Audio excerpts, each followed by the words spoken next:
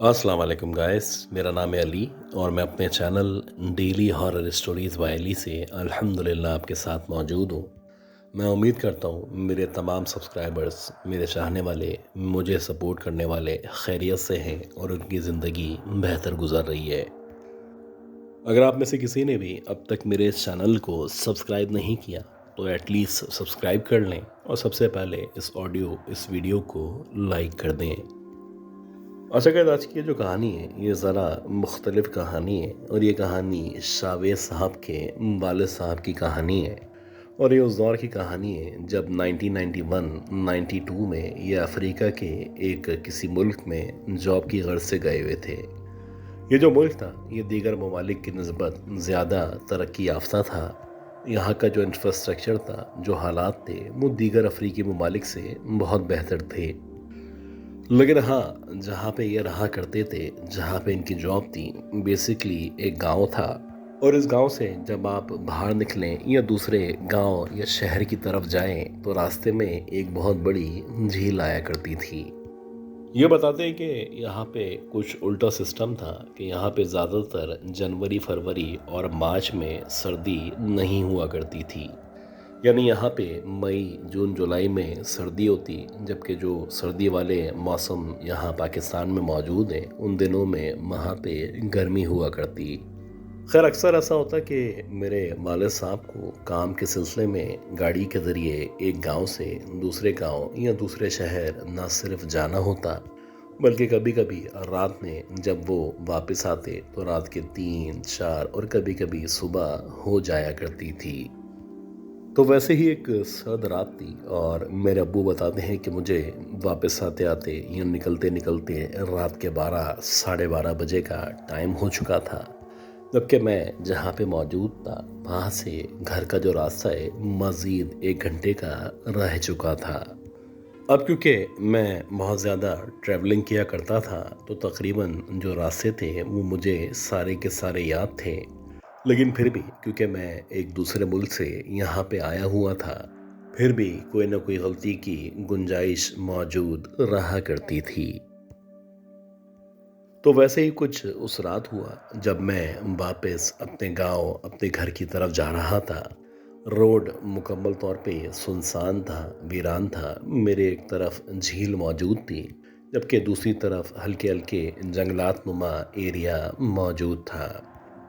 इसी दौरानिए में जबकि मैं गाड़ी दरमियानी रफ्तार से ड्राइव कर रहा था, मुझे ऐसा लगा जैसे साइड की तरफ से या फिर कॉर्नर ऑफ द आई से ऐसा महसूस हुआ जैसे कोई रोशनी सी है जिसने उस झील के ऊपर से मेरे साथ साथ आगे बढ़ना शुरू किया है।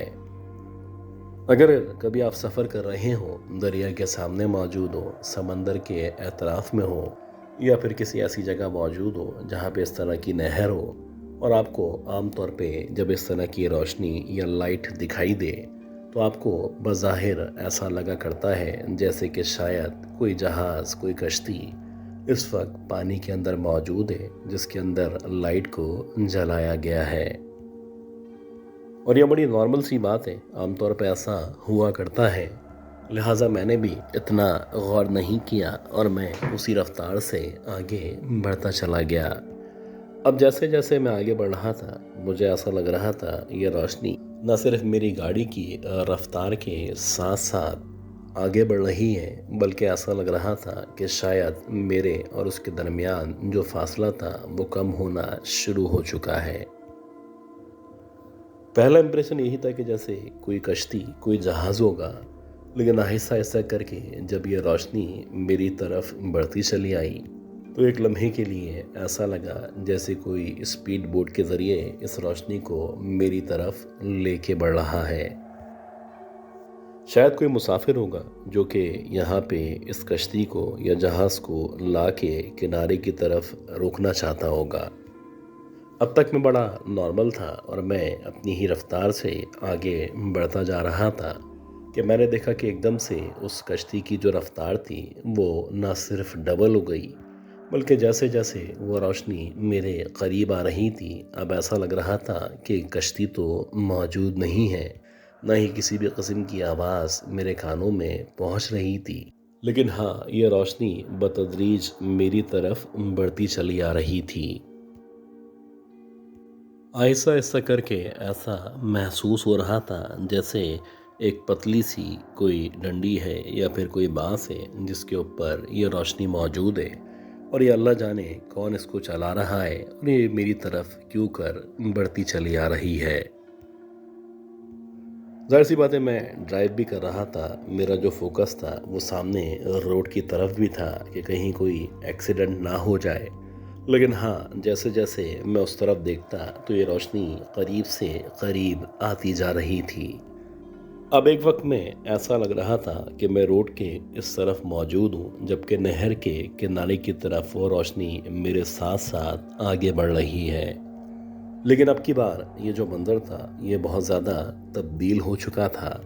ऐसा लग रहा था जैसे कोई पतला सा लंबा सा आदमी है जो समंदर के ऊपर कुछ अजीब तरीके से उड़ता हुआ मेरे साथ साथ चल रहा था। उसके हाथ में ये रोशनी सी मौजूद थी, और अल्लाह जाने ऐसी कौन सी ताकत थी कि जिस ताकत की बुनियाद पे वो इस नहर के ऊपर पानी पे बतदरीज चलता चला जा रहा था। मैं जो कि ड्राइव भी कर रहा था, इस मंज़र को समझने की नाकाम कोशिश कर रहा था। इसी दौरानिए में ऐसा लगा कि मेरी गाड़ी के बिल्कुल बराबर में, यानी जहाँ पे दीवार मौजूद थी, दीवार के उस तरफ जहाँ पे पानी था, वो मेरे साथ साथ चलने लगा, और अब मुझे उसका चेहरा हल्का हल्का दिखाई दे रहा था। कुछ अजीब सा पतला सा लंबा सा ये आदमी था, और ऐसे ही पतला सा लंबा सा खिंचा हुआ सा इसका चेहरा मुझे महसूस हो रहा था। हालांकि उसके हाथ में कोई ऐसी चीज़ मौजूद थी जिसके अंदर से वो रोशनी निकल रही थी, लेकिन उसके बावजूद ऐसा लग रहा था उसका चेहरा या उसके चेहरे का जो रंग है वो बहुत ज़्यादा स्याह है, और उसके चेहरे पे जो दो आंखें मौजूद हैं वो स्याह पत्थर की तरह चमकती हुई महसूस हो रही थीं। एक अजीब कैफियत थी। मुझे अपने आसाब पे काबू रखना था, क्योंकि अगर मैं इस वक्त इस लम्हे उससे डर जाता, ये जो भी मखलूक थी ये मुझे मज़ीद डराती। खैर, मैंने दिल ही दिल में आहिस्ता आहिस्ता तिलावत तो शुरू कर दी थी। अच्छी बात ये थी कि जैसे जैसे मैं तिलावत करता जा रहा था, वैसे वैसे ये जो मखलूक थी बतदरीज मुझसे दोबारा दूर होके पानी में आगे बढ़ती चली जा रही थी। जैसे कि उसको अंदाज़ा हो चुका था कि मैंने तिलावत करना शुरू कर दी है। मेरा ख्याल है कि 2 या 3 मिनट तक मैंने उस रोशनी को बाकायदा अपनी आंखों से दूर होते हुए या दूर जाते हुए न सिर्फ देखा, बल्कि कुछ देर के बाद वो कुछ इस तरह से गायब हो गई जैसे कि यहाँ पे कोई रोशनी या कोई इस तरह की मखलूक मौजूद ही नहीं थी।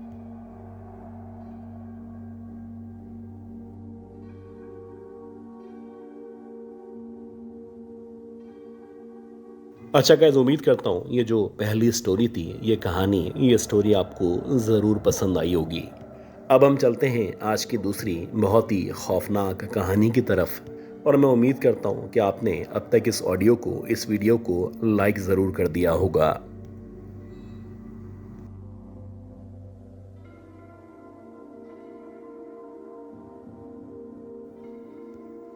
ये 1992-93 का वाक़या है।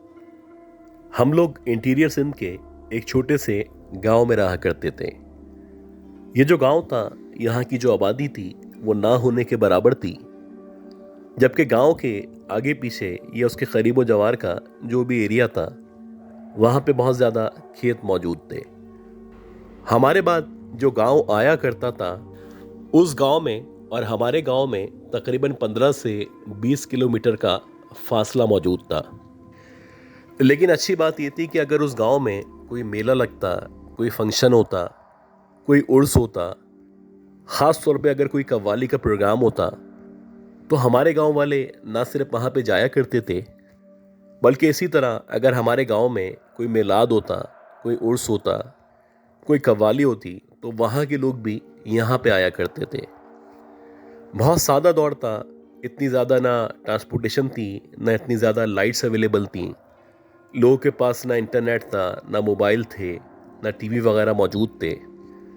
हाँ, टीवी का कह सकते हैं कि इक्का दुक्का घरों में टीवी मौजूद थे और अक्सर बहुत सारे लोग यानी गांव के जितने भी बच्चे थे वो सारे उस घर में जमा हो जाते जहाँ पे टीवी मौजूद हुआ करता।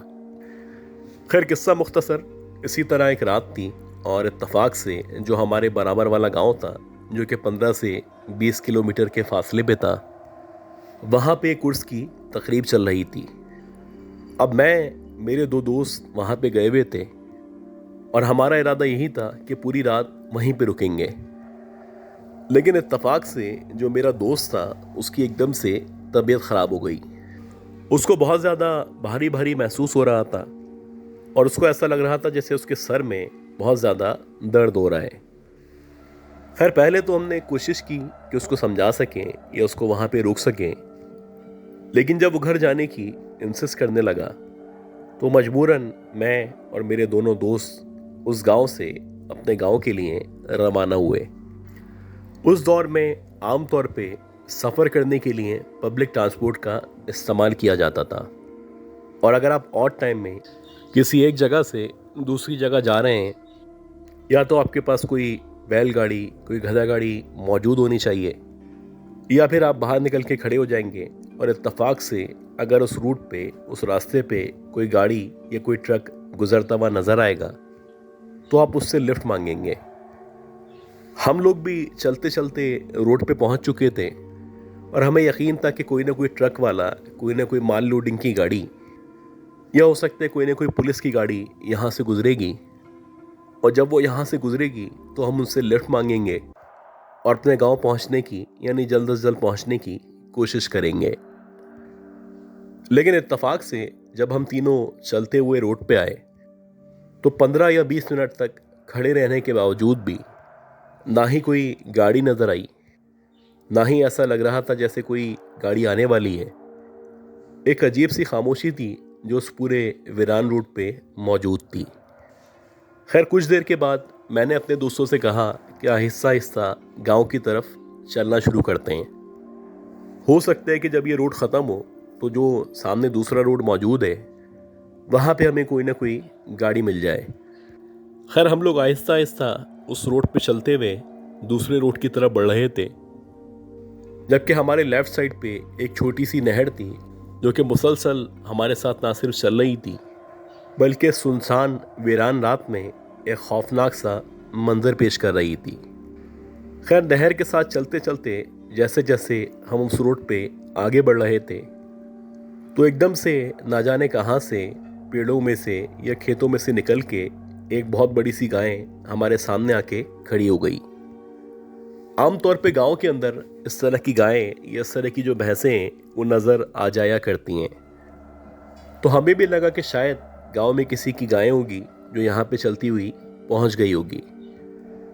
लेकिन अजीब बात ये थी कि वो जो गाय थी ऐसा लग रहा था जैसे हमारे उसके करीब पहुँचने का इंतज़ार कर रही है, और जैसे ही हम उस गाय के करीब पहुँचेंगे वो एकदम से हमें मारना शुरू कर देगी।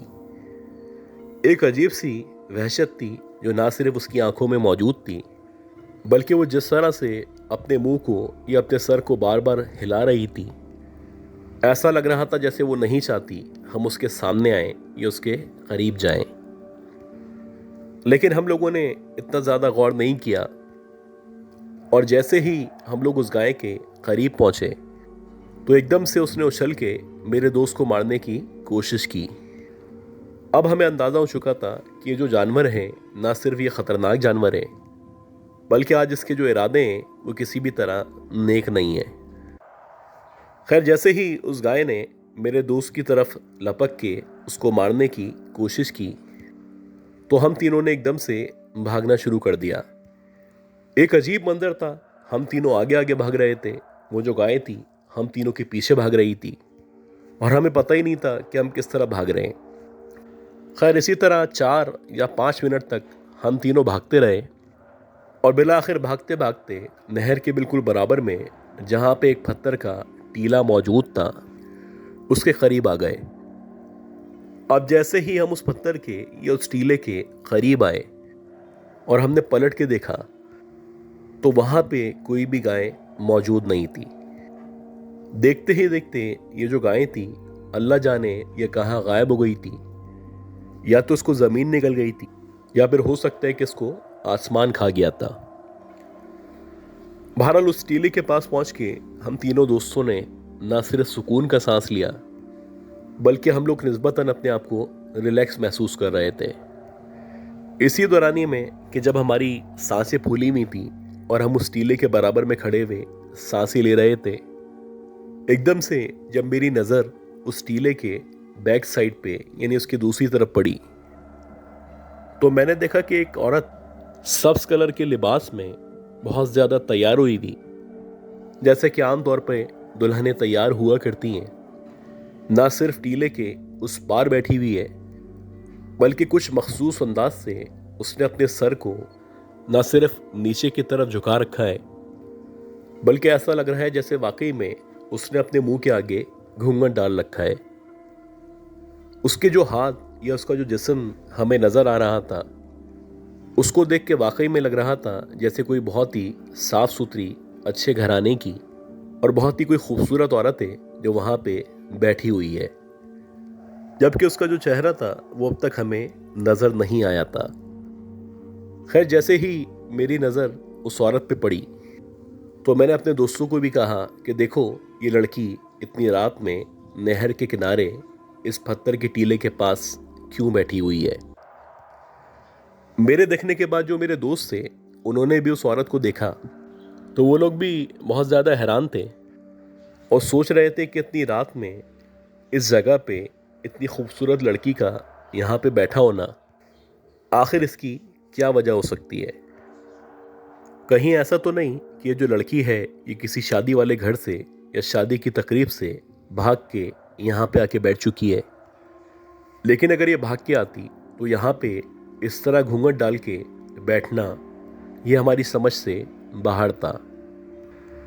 अभी जबकि हम उसके बारे में बातें कर ही रहे थे या उसको देखने की कोशिश कर रहे थे, किसी दौरानिए में वो जो औरत थी उसने एकदम से अपना जो चेहरा था उस चेहरे को अपने घूंघट से बाहर निकाला, और जैसे ही उसके चेहरे के आगे से उसका घूंघट हटा तो हमने देखा कि एक बहुत ही काली सी, बहुत ही अजीब सी शक्ल की वो मालिक है, और उसकी शक्ल को देख के ऐसा लग रहा है जैसे वो 80 या 85 साल की कोई बूढ़ी औरत है। जबकि चेहरे के अलावा उसका जितना भी जिस्म था, जो भी उसके हाथ थे, जो भी उसके पाँव थे, जो हमें नज़र आ रहे थे, वो बाकायदा गोरे थे। इसी दौरानिए में कुछ अजीब से तरीके से उस औरत ने ना सिर्फ हमारी तरफ देखा, बल्कि बहुत ही क्रीपी स्माइल उसके चेहरे पे आने लगी, और जैसे ही वो हमें देख के अजीब तरीके से मुस्कुराने लगी तो मेरे दोस्त ने मुझे एकदम से कहा, यार यहाँ से चलो, यहाँ पे रुकना या इससे बात करना ठीक नहीं है। अब मुझे भी थोड़ा सा अंदाज़ा हो चुका था कि जो भी मखलूक है कम से कम इंसान नहीं है। इससे पहले कि हम वहाँ से हटते या वहाँ से भागते, देखते ही देखते उस औरत की जो आंखें थीं, ऐसा लगा जैसे उसकी आंखों से एकदम से आग निकलना शुरू हो चुकी है। कुछ अजीब सी लाल सी रोशनी थी जो ना सिर्फ उसकी आंखों से निकलना शुरू हुई थी, बल्कि ऐसा लग रहा था उसकी आंखों में खून उतर आया है। बहरहाल जैसे ही हमने उसकी इस खौफनाक शक्ल को, ख़ास तौर पे उसकी आंखों को बदलते हुए देखा, तो हम तीनों दोस्तों ने न सिर्फ वहाँ से दौड़ लगा दी, बल्कि पूरे रास्ते जब तक कि हमें वहाँ पे कोई गाड़ी नज़र नहीं आई, हमें ऐसा महसूस होता रहा जैसे वो जो भी औरत है वो ना सिर्फ मुसलसल हमारे पीछे भागती आ रही है, बल्कि कुछ अजीब तरीके से उसके मुंह से आवाज़ें निकल रही हैं। खैर, जैसे तैसे अल्लाह अल्लाह करके जब हम दूसरे रोड की तरफ आए तो इत्तफाक से वहाँ पे कोने पे एक ट्रक खड़ा हुआ था जो कि शायद ख़राब हुआ था, और उसका जो मालिक था वो उसको सही करने की कोशिश कर रहा था। तकरीबन 1 या 1.5 घंटे तक हम उस ट्रक वाले के पास खड़े रहे, और बिलाखिर जब उसका ट्रक ठीक हुआ तो उसने इत्तफाक से हमें रास्ते में हमारे गांव के बिल्कुल करीब उतारा। इस वाक़ये के बाद हम तीनों दोस्तों की तकरीबन 1 हफ्ते तक शदीद तबीयत ख़राब रही, और हमारे जो पेरेंट्स थे, ख़ास तौर पे जो हमारी मस्जिद के इमाम साहब थे, उन्होंने हम तीनों दोस्तों पे काफ़ी दिन तक दम दुरूद किया।